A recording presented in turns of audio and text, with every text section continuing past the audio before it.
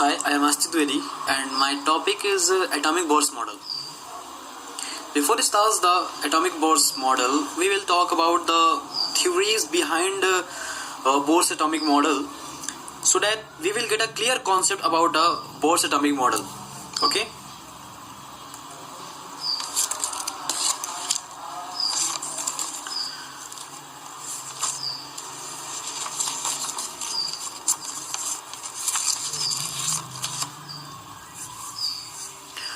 First of all, Ernest Rutherford did the gold foil experiment in which he took a very thin gold foil and bombarded the gold foil with alpha rays. He saw that some rays penetrates and some are moved towards right and some move towards left and some are reflected back.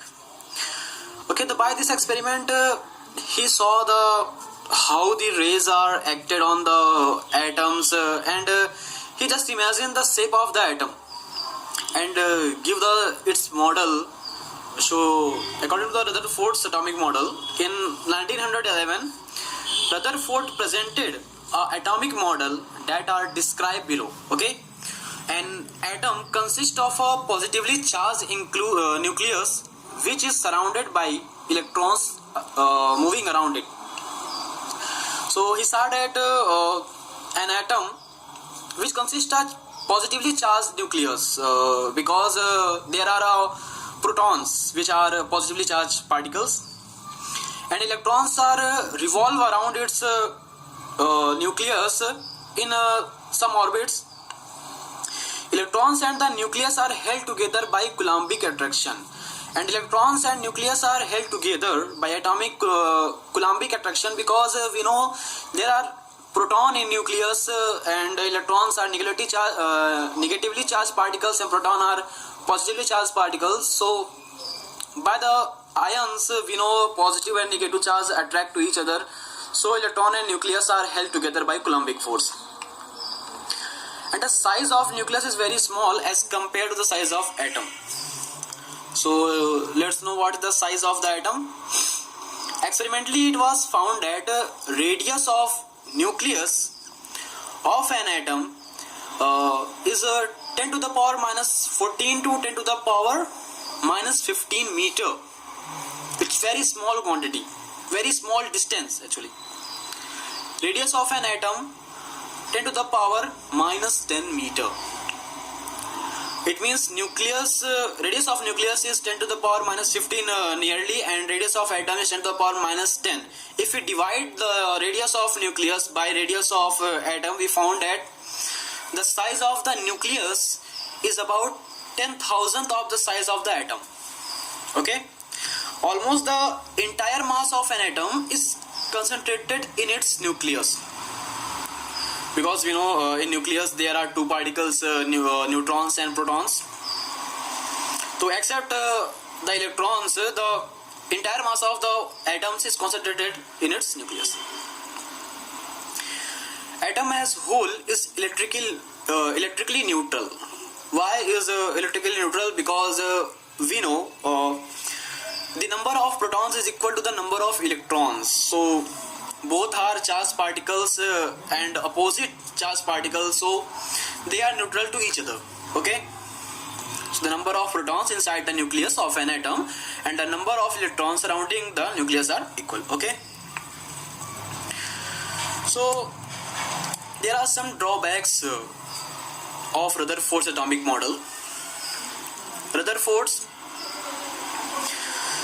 suggests that an electron revolving around the nucleus gets accelerated towards the nucleus. Okay, and accelerating charged particle must emit radiation. This is the theory of electrodynamics that when a particle accelerated, then it also emits some radiation and lose its energy. Thus the electrons in atom must continuously emit radiation and lose energy. Because of his loose energy, the electron would slow down and will not able to withstand and the attraction of the nucleus. As a result, the path of the electron should follow a spiral path and ultimately fall into the nucleus. He says that when electrons revolve around the nucleus and it's accelerating, during revolution it also emits some energy in electromagnetic waves, and slowly it falls down on the nucleus, and matter will be destroyed, and there is no existence of the matter. So it was his biggest drawbacks of Rutherford's atomic model, because if this theory was correct, then there is no existence of universe and matters. So Rutherford atomic model does not say anything about the arrangement of the electron in atom. It means that how the electrons are arranged in orbits, how many orbits in an atom. So after all, after the theory of Rutherford, Niels Bohr, in 1913, Professor Niels Bohr used the quantum theory of Max Planck and improved the drawbacks of Rutherford's atomic model. Okay, he postulates that electron revolves around the nucleus in different energy levels and called orbits or cell in atom without radiating energy. He says that electrons revolve around the nucleus in different energy levels, and these energy levels is called orbits or cells, and without radiating energy. It means when electron revolves around the nucleus, it does not radiate energy. As long as electron remains in cell, it never gain or loses energy. Okay, the gain or lose of energy occurs within orbit only due to jumping of electron from one energy level to another energy level. He says that electrons emit energy or emit radiation in electromagnetic waves or any other waves when he gets some energy from another external source. He jump to his higher energy states, and after some times almost 10 to the power minus 8 seconds, he come back to that energy states, and when he come back to higher state energy level to the lower state energy level, then he emits these energy which are given to it from external source in the electromagnetic waves. Okay, if E1 is the energy of electron in lower state and E2 is the energy of electron in higher state, and electrons come back from higher state to lower state, then so the formula is H nu is equals to E2 minus E1. Okay, E2 is the energy of electrons in the higher state and E1 is the lower state. So when the electrons come back from higher state to lower energy states, then this energy is equals to H nu, where nu is the frequency of the electromagnetic wave that are emitted. So from here nu is equals to E2 minus E1 by H, and we know H is Planck constants. Electron can revolve only in those orbits in which their angular momentum is whole multiple of h upon 2 pi. So this is the main line which Bohr give.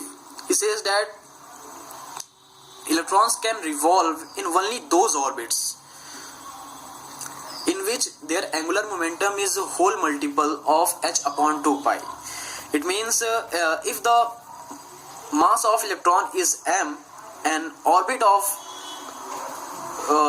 radius r with velocity v, then mvr is equals to nh upon 2 pi, where mvr is equals to where mvr is its angular momentum and nh upon 2 pi.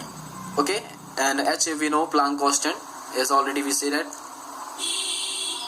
where n is a principal quantum number and n may be 1, 2 and 3 and so on. So derivation, now we derivate the radius of an orbit of an electron, of an atom.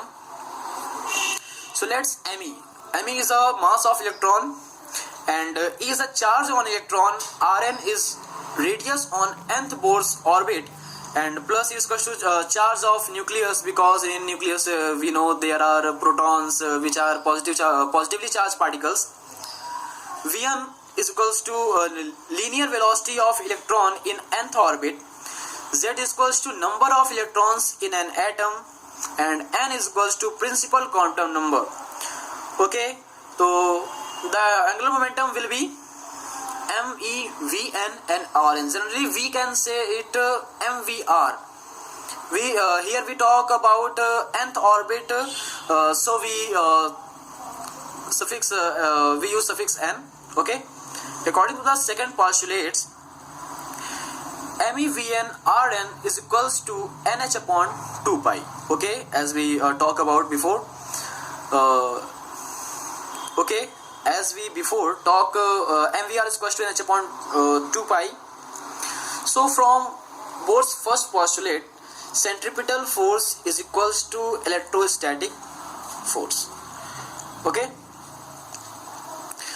so we know the formula of centripetal force is equals to mv square by r, and electrostatic force, which is also called Coulombic force, which is given by Coulomb, is 1/4 pi epsilon naught q1 q2 by r square. Okay, but here q1 q1 is a charge of nucleus and q2 is charge of electron, then Ze square upon 4 pi epsilon naught r square. Okay, where Z is atomic number. So here when we transfer Rn and Me towards right, then we will get Vn square is equals to Ze square upon 4 pi epsilon naught Rn Me. So after that, if we square equation 1, here is the equation 1, MVR is equals to NH upon 2 pi. We get Me square, Vn square, Rn square is equals to N square H square upon 4 pi square. Vn square is equals to, here we transfer Me square and Rn square, we will get NH square upon 4 pi square Me square Rn square. Now we equate the equations 2 and 3, because in equation 2 we also get the expression of Vn square, and in equation 3 we will get the expression of Vn square. So we get N square H square upon 4 pi square Me square Rn square is equals to Ze square upon 4 pi epsilon naught Rn Me. Rn is equals to N square H square epsilon naught upon pi Me Z square.